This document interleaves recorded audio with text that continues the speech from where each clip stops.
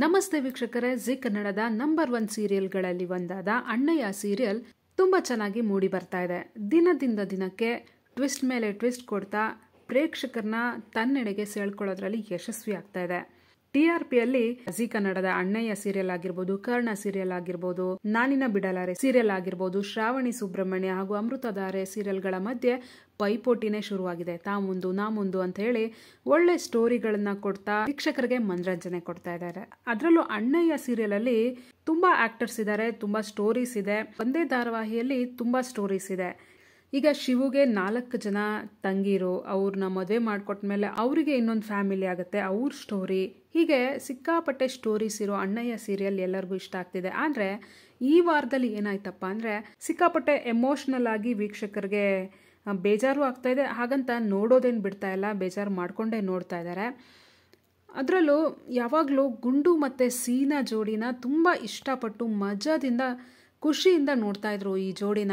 ಆ ಜೋಡಿ ಸೀನ್ ಬಂದರೆ ಸಾಕು ಎಲ್ಲರೂ ಇಷ್ಟಪಟ್ಟು ನೋಡ್ತಾ ಇದ್ರು, ಫನ್ನಾಗಿ ತಗೋತಾ ಇದ್ರು, ತುಂಬ ಖುಷಿ ಸಿಗ್ತಾ ಇತ್ತು ಅವ್ರನ್ನ ನೋಡ್ತಾ ಇದ್ರೆ. ಬಟ್ ಈಗ 2 ದಿನದಿಂದ ಏನಾಗಿದೆಯಪ್ಪ ಅಂದರೆ ಸೀನಾ ಹಾಗೂ ಪಿಂಕಿ ಲವ್ ಸ್ಟೋರಿನ ಮುನ್ನೆಲೆಗೆ ತರಕ್ಕೆ ಡೈರೆಕ್ಟರ್ ಪ್ರಯತ್ನ ಪಡ್ತಾ ಇದ್ದಾರೆ. ಇದು ವೀಕ್ಷಕರಿಗೆ ಯಾಕೋ ಇಷ್ಟ ಆಗ್ತಾ ಇಲ್ಲ. ನಮ್ಮ ಸೀನಾ ಹಾಗೂ ಗುಂಡಮ್ಮ ಜೋಡಿ ಆಗಿದ್ರೇ ಚೆನ್ನಾಗಿರುತ್ತೆ, ಗುಂಡಮ್ಮಂಗೆ ಹಿಂಗೆಲ್ಲ ಮಾಡಬೇಡಿ, ಅವಳು ಅಳೋದನ್ನ ನೋಡೋಕೆ ಆಗ್ತಾ ಇಲ್ಲ ಅಂತ ಕಮೆಂಟ್ ಮೇಲೆ ಕಮೆಂಟ್ ಮಾಡ್ತಾ ಇದ್ದಾರೆ. ಗುಂಡಮ್ಮ ಹಾಗೂ ಸೀನಾನ ಇಷ್ಟಪಟ್ಟು ನೋಡ್ತಾ ಇದ್ದ ವೀಕ್ಷಕರು ಈಗ ಬೇಜಾರು ಮಾಡ್ಕೊಂಡಿದ್ದಾರೆ. ಹಾಗಾದರೆ ಗುಂಡಮ್ಮ ಹಾಗೂ ಸೀನನ್ನ ಒಂದು ಮಾಡೋಕ್ಕೆ ಒಂದೇ ಒಂದು ಅವಕಾಶ ಇದೆ, ಅದು ಒಬ್ಬರ ಕೈಲಿಂದ ಮಾತ್ರ ಸಾಧ್ಯ. ಹೀಗೆ ಮಾಡೋದ್ರಿಂದ ಪಿಂಕಿನೂ ಕೂಡ ಸೀನನಿಂದ ದೂರ ಆಗ್ತಾಳೆ. ಹಾಗಾದರೆ ಆ ಪ್ಲ್ಯಾನ್ ಏನು, ಅದನ್ನು ಯಾರಿಂದ ಮಾಡೋಕ್ಕೆ ಸಾಧ್ಯ ಅಂತ ನೋಡಬೇಕಂದ್ರೆ ಈ ಸ್ಟೋರಿನ ಕೊನೆವರೆಗೂ ನೋಡಿ. ಗುಂಡಮ್ಮನ ನೋಡಿದ್ರೆ ಸೀನಂಗೆ ಇಷ್ಟ ಇರಲಿಲ್ಲ. ಸೀನಾ ಪಿಂಕಿನ ಲವ್ ಮಾಡ್ತಿದ್ದ, ಪಿಂಕಿನೂ ಸೀನನ್ನೇ ಲವ್ ಮಾಡ್ತಾ ಇದ್ಲು. ಪಿಂಕಿನ ಬಿಟ್ಟು ಅಪ್ಪನ ಬಲವಂತಕ್ಕೆ ಸೀನಾ ಗುಂಡಮ್ಮನ ಮದುವೆ ಆಗಿರ್ತಾನೆ. ಮದುವೆ ಆದಮೇಲೆ ಹೇಗೋ ಜಗಳ ಮಾಡ್ಕೊಂಡಿರ್ತಾರೆ.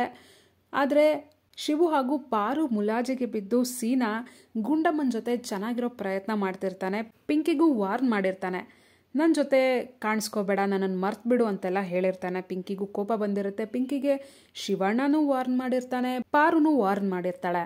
ಆದರೆ ಪಿಂಕಿ ಅತ್ತೆ ಲೀಲಾ ಮಾತ್ರ ಯಾವಾಗಲೂ ಪಿಂಕಿಗೆ ಸಪೋರ್ಟ್ ಮಾಡ್ತಾ ಇರ್ತಾ ಇದ್ಲು.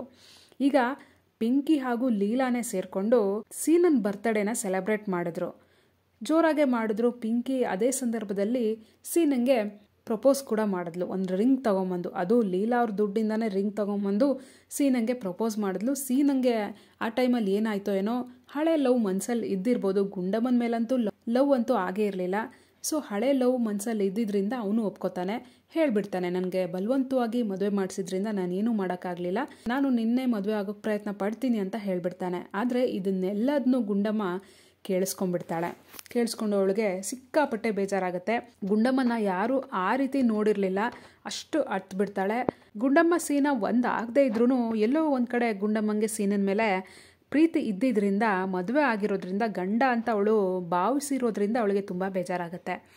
ಆದರೂ ಅವಳು ಅವನ ಬರ್ತಡೇಗೋಸ್ಕರ ಊಟ ತನ್ನ ತವ್ರ ಮನೇಲಿ ತಯಾರು ಮಾಡಿಕೊಂಡು ತಂದಿರ್ತಾಳೆ. ಆದರೆ ಅದನ್ನು ಕೂಡ ಸೀನಾ ಊಟ ಮಾಡೋದಿಲ್ಲ, ಅವಳೊಬ್ಬಳೇ ಕೋಪಕ್ಕೆ ಹಾಕ್ಕೊಂಡು ಊಟ ಮಾಡ್ತಾಳೆ. ಇದನ್ನೆಲ್ಲ ನೋಡಿ ವೀಕ್ಷಕರಿಗೆ ಸಿಕ್ಕಾಪಟ್ಟೆ ಬೇಜಾರಾಗಿದೆ ಈ ಸೀನ್ಗಳು.